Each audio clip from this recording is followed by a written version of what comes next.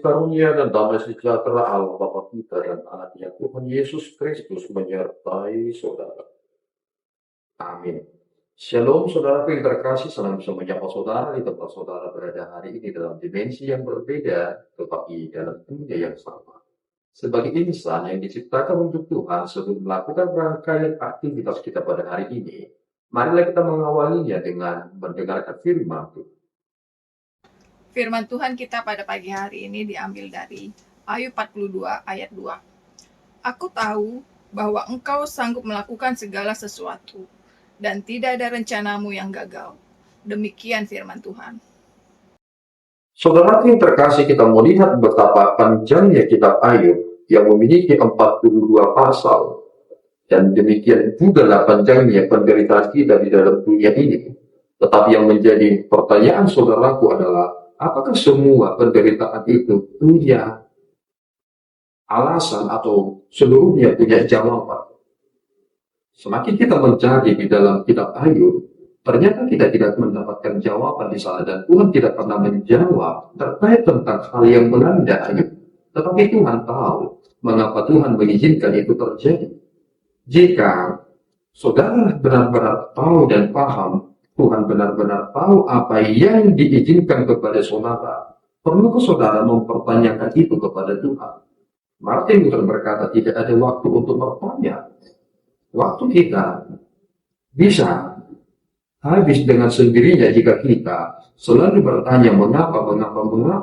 Itu mengapa Martin Luther tidak pernah bertanya terkait tentang hal yang sulit yang akan terjadi di dalam dirinya.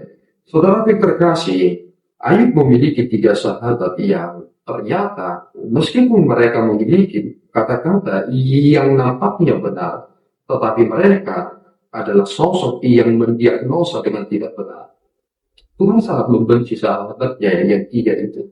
Tetapi ada seorang yang tampil luar biasa dan dia lebih muda daripada mereka. Ternyata dapat mendeskripsikan terkait tentang hal yang terjadi kepada Ayub. Ayub menderita bukan karena dia berdosa atau karena dia melawan Tuhan, tetapi sebenarnya itu adalah bagian dari pembuktian kesalehannya. Ketika kita boleh belajar dari hal itu, semakin kita berkata, saya mencintaimu Tuhan, sebenarnya kita harus benar-benar yakin, kita harus mempertanggungjawabkan seperti apa. Karena ketika kita berkata, aku mengasihimu Tuhan, kita kan berbicara tentang seberapa besar pengorbanan kita kepadanya. Ketika ada seorang berkata kepada orang yang dikasihinya, aku mencintaimu, dia langsung menerima respon dari dia yang ditujunya. Tetapi ketika kita berkata kepada Tuhan, aku mencintaimu Tuhan, kita tidak langsung mendengarkan jawabannya. Dan naasnya adalah, ada orang yang merasa dirinya benar-benar dicintai Tuhan, atau sudah benar mencintai Tuhan, padahal Tuhan tidak pernah menjawab sama sekali. Maka saudara yang terkasih, ketika kita merenungkan teks kita pada hari ini, akhirnya Ayub menyadari kesalahannya. Kesalahan dari apa? Kesalahan ketika dia sembarang berbicara. Ketika kita menderita, ada hal yang perlu kita renungkan. Kita tidak boleh sembarang berbicara. Ayub ternyata gagal juga dalam hal itu. Dia ternyata terhasut oleh perkataan-perkataan oleh sahabat-sahabatnya, dan akhirnya dia membeberkan banyak hal terkait tentang hal-hal yang telah ia lalui, dan ternyata hal itu juga tidak tepat di hadapan Tuhan. Semakin kita mengalami penderitaan di dalam hidup ini, semakin harus bagaimana kita menjalani hidup ini. Haruskah kita semakin banyak berkata-kata di dalam hidup ini, ataukah kita harus semakin banyak berserah kepada Tuhan? Ketika dalam mengalami penderitaannya, dia lebih banyak memuji Tuhan dengan mengagungkan namanya. Meskipun ia sangat-sangat terdesak, meskipun ia sangat-sangat mengkhawatirkan hidupnya, tetapi ia ternyata lebih mendahulukan Allah dalam penyembahannya. Hal itu juga sebenarnya yang Tuhan inginkan dari kita.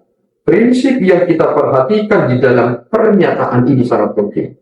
Aku tahu bahwa engkau sanggup melakukan segala sesuatu, dan tidak ada rencanamu yang gagal. Tuhan merencanakan hal-hal yang spektakuler dalam hidup kita, saudaraku. Dan setiap Allah merencanakan, tidak ada rencana Allah yang gagal. Makanya ketika kita melihat kepada pribadi Ayub, sebenarnya Tuhan sudah menjawab. Meskipun dia akan mengalami musibah yang luar biasa, yang terus menimpanya, belum selesai ini sudah datang yang satu dan lain sebagainya, Tuhan sudah mengatakan bahwa dia akan menjadi hamba yang tetap setia. Tetapi kita melihat bagaimana proses itu terjadi. Jika kita mengetahui bahwa rencana Tuhan tidak pernah gagal, maka kita harus benar-benar yakin dengan semua yang terjadi di dalam hidup ini.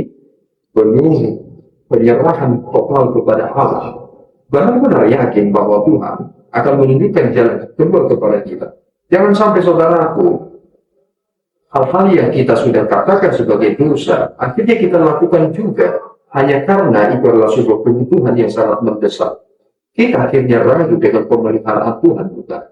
Tuhan sebenarnya punya cara untuk menolong kita, tetapi terkadang kita mendahului Tuhan dengan menggunakan opsi yang lain. Kita sulit untuk lebih tenang menjalani hidup ini karena kita adalah orang yang gegabah dan juga tergesa-gesa ingin mengambil sebuah keputusan. Saudara yang terkasih, Ayub pada akhirnya menyadari sebuah kesalahan dalam dirinya. Dia mengatakan sebuah kalimat yang luar biasa.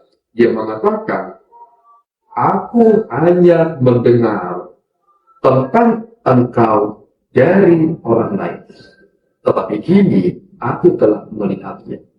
Dan Petrus dengan tepat mengatakan itu, bahwa anggaplah engkau sedang mengalami Kristus ketika engkau menghadapi penderitaan. Saudaraku, itu perjumpaan saudara dengan Tuhan saudara. Itu perjumpaan saudara dengan Tuhan kita. Jika engkau diizinkan menderita, bukankah seharusnya engkau melihat betapa pentingnya itu untuk memperkuat imanmu? Tetapi jika saudara tidak pernah mengalami hal-hal yang buruk, penderitaan saudara tidak nyaman saja dan mulus, jangan-jangan saudara tidak memiliki iman sama sekali. Lihat tokoh-tokoh di perjanjian lama dan juga di perjanjian baru. Masing-masing mereka menghadapi luar biasa tekanan-tekanan. Dalam Ibrani pasal 11, Paulus membeberkan panjang lebar bagaimana mereka berjuang dalam iman mereka. Dan bahkan Paulus mengatakan dalam Ibrani pasal yang ke-12, engkau masih belum berdarah-darah terkait tentang bagaimana engkau menyikapinya. Mereka bukan hanya berdarah-darah, mereka mati, mereka dibunuh, mereka menderita. Maka kita sebenarnya punya tujuan yang sama seperti mereka. Jika Ayub mampu, kita juga sebenarnya mampu. Ayub tidak mengenal Yesus Kristus. Dia beriman, meskipun dia belum melihat, tetapi kita beriman dan kita mengenal siapa itu Kristus. Bukankah seharusnya kita lebih daripada Ayub menjalani hidup ini? Tuhan Yesus memberkati kita berdua. Ya Tuhan, kami bersyukur atas berkat-Mu. Terima kasih atas anugerah yang telah kami terima dalam kesempatan yang baik ini. Kami serahkan hidup kami ke dalam tangan-Mu, karena kami yakin dan tahu tidak ada rencana-Mu ya Tuhan yang gagal. Jika Engkau berkenan, semua itu terjadi dan menimpa kami. Engkau juga tahu bagaimana akhir dari segala sesuatunya itu. Pelihara kami Bapa, tetaplah tunjukkan kepada kami kuasa-Mu dan benar-benar bimbing kami melewati seluruh perjalanan hidup kami. Di dalam Yesus kami telah berdoa dan mengucap syukur. Anugerah Tuhan kita Yesus Kristus, kasih setia Allah Bapa kita dan persekutuan Roh Kudus menyertai saudara. Amin. Tuhan Yesus memberkati.